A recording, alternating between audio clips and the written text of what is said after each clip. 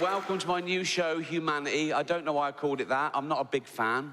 I prefer dogs, obviously. Dogs are better people than people, aren't they? They're amazing dogs. They're our best friends. They guard us. They guide us. There's medical detection dogs that can smell if you've got, like, AIDS. I'm not a doctor, but their noses are like 1,000 times more sensitive than ours. So they sort of go, "Poor, you're well HIV." Fuck, you know that. And you go, "You can smell AIDS on someone." Yeah. Yeah. Then why didn't you smell it on the bloke I brought home last night then, you fucking idiot? They did the first 3 billion years by themselves, evolution and all that. And then we got involved and we did a bit of selective breeding, you know, getting them how we wanted them to do jobs for us, you know, a bit more of that, a bit stronger, faster, whatever. And they're great at the jobs they're bred to do, and they love the job they're bred to do because they're genetically hardwired to love that behaviour anyway. Although the Rhodesian Ridgeback was bred to hunt lions, and I can't help but think that was a little bit of a shock to it when it found out. So we've done all the breeding, all the different pedigrees, all the miles around, a big passing out parade. There's a bloke in a square with a white coat and a clipboard, and he goes, "Right, dogs." And they all go, what? Who wants to know what jobs they've got? We all do. Right. Okay, Labradors. Yeah? Do you like carefully bringing back dead ducks? Yeah. That's your job. Amazing. That is amazing. That is my favourite job. That is my favourite job. Jack Russells. Yeah. Do you like shooting down rabbit holes after... Yeah. That's your job. Fucking hell. Best day ever. Best day ever. Miniature poodles. Yeah. Do you like being carried around by elderly homosexuals? Yeah. That's your job. That's your job.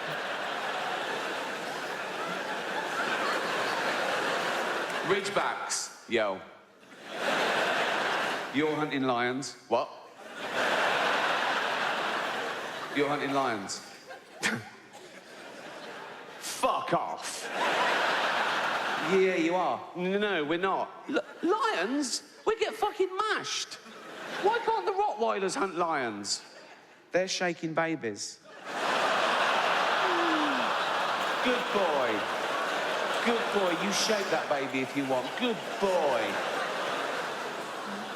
Cheers.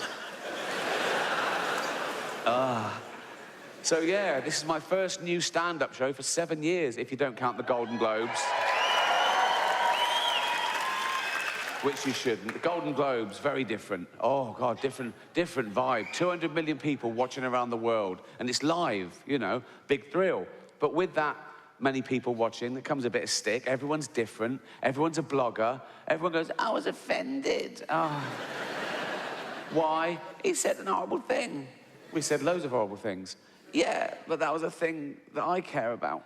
And that's the thing about offence, isn't it? It's about feelings, and feelings are personal. I don't care about the so-called backlash, you know, comedian in hot water. Ooh, you know. But my girlfriend Jane, she does worry a bit, and she reads things. Oh, why are they? What have you said? Why? I go, don't worry about it. They're not coming to the house. Fuck them. So I wind her up. I pretend I'm going to say much worse things than I ever would. You know, think of that. I have to make up worse jokes than I actually. Just to scare my girlfriend. So when I'm doing the Golden Globes, we go out about a week before. It's in LA. We fly out, right? And I'm writing jokes as the ceremony approaches. And, you know, they release sort of more presenters. And I take my pick. I go, "Oh, yeah, I've got a good intro for them. Yeah, I'll do. Yeah. Mel Gibson. Yeah, I'll introduce him. Yes." And about 3 days before this last one, right, just to wind Jane up, I said, "Oh, I've got a good intro." She went, "What?" I said, Bill Cosby would make our next presenter sleep on the couch. Please welcome Helen Mirren." I didn't do it. I didn't do it. She went, "You're not going to do it?" I said, No, I'm not going to do that. Next day, I got her again. I said, "Is this too much then?" I said, "Not even Bill Cosby carries enough tranquilizer to bring down this next magnificent beast." Please welcome Melissa McCarthy. I didn't do it. I'd never tell a joke like that. It's horrible. I was just doing it to annoy Jane. I'd never even think of that. So don't... Even on the day, on the way to the red carpet, we're in the limo, just to wind her up, I said, oh, I'm going to start off with a funny little one-liner, just an old-fashioned joke. She went, oh, what? I said, what did the deaf, dumb and blind orphan get for Christmas? And Jane went, I don't know. I said, cancer.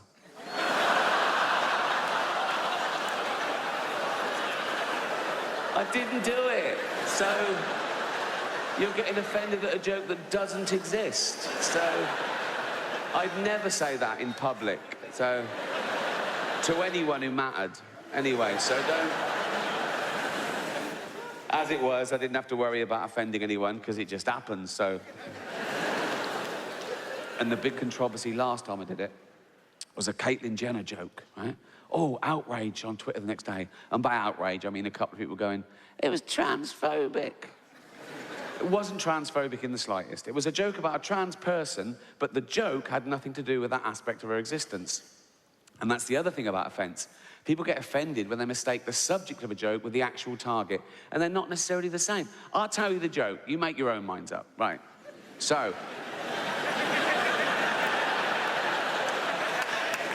It's live, so they go, and now your host for the 68th Annual Golden Globe Awards, please welcome Ricky Gervais. They come, and they're all clapping, all the actors are looking up, smiling at me nervously. It's brilliant, right?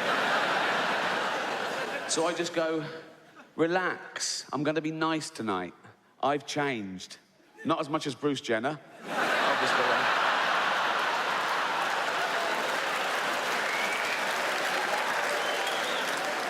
And I go, now Caitlyn Jenner, of course, and what a year she's had, became a role model for trans people everywhere, bravely breaking down barriers and destroying stereotypes. She didn't do a lot for women drivers, right? So, that's a clever joke, and I'll tell you why, right? It's layered. No, listen, right? The subject of that joke is stereotypes. I'm playing with the notion of stereotypes, right? So I start off saying, she's a real woman. Some would say a liberal, progressive attitude. Then I go, oh, if she's a real woman, I hit them with the old-fashioned reactionary stereotype. She must be a bad driver then, right? And the target of the joke is a celebrity killing someone in their car. Let's not forget that, shall we? A celebrity killing someone in their car, running home and popping on a dress. That's the target of the joke, just so we're clear, okay? She was interviewed about a week later at some press conference for a show she was launching, now cancelled. And the press were around and one of them said, what do you think of the Ricky Gervais joke? And she went, maybe I should host the Golden Globes, right? And they tweeted that, and they atted me in, because they want a celebrity feud, you know? It was clickbait, so I rose to the bait, obviously. I just sent back, let her host, just don't let her drive.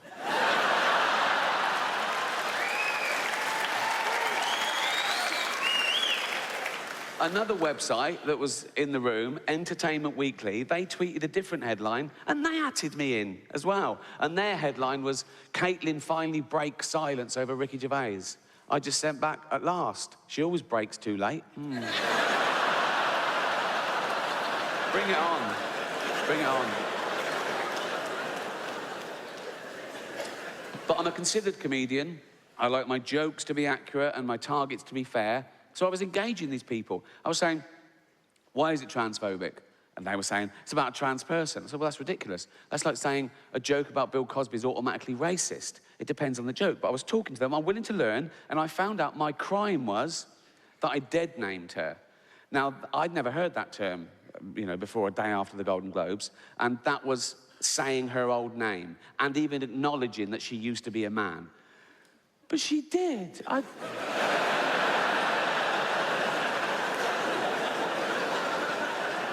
I saw him on the Olympic Games. It was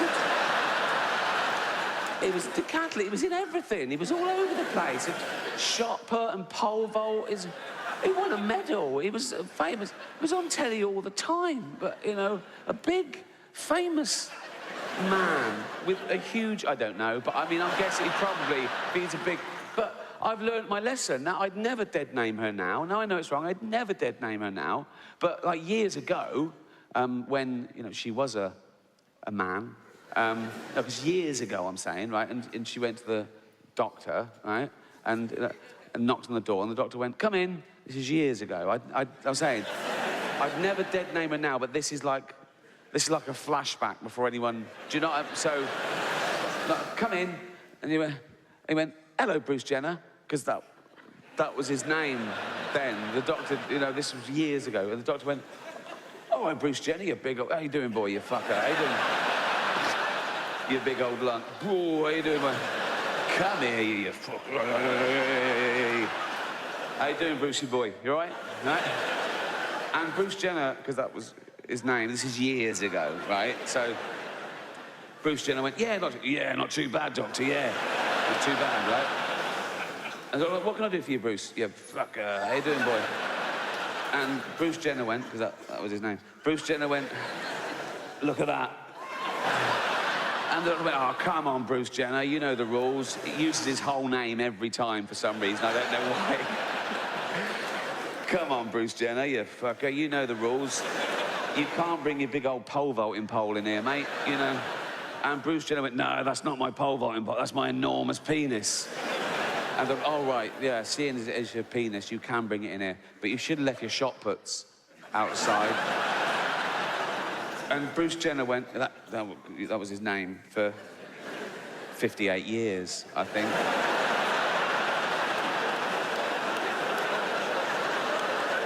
He went, no, they're not my shot puts, they're my enormous testicles. That's where I keep my testosterone and my spunk and shit, right? And the doctor went, oh, yeah, that makes perfect. I am a medical man, and that you're a big bloke. Oh, you fucker. How you doing, boy? You're a big... You're big, and you would have a big old cock and balls. They're beautiful. They're a bit familiar. And I go, no, but you must be very proud of them, Bruce. Bruce Jenner went, oh, this is going to surprise you, doctor. I want to get rid of them. And the doctor went, what? Why? Ah, they get in the way. Get in the way of what? Fucking driving, for one thing.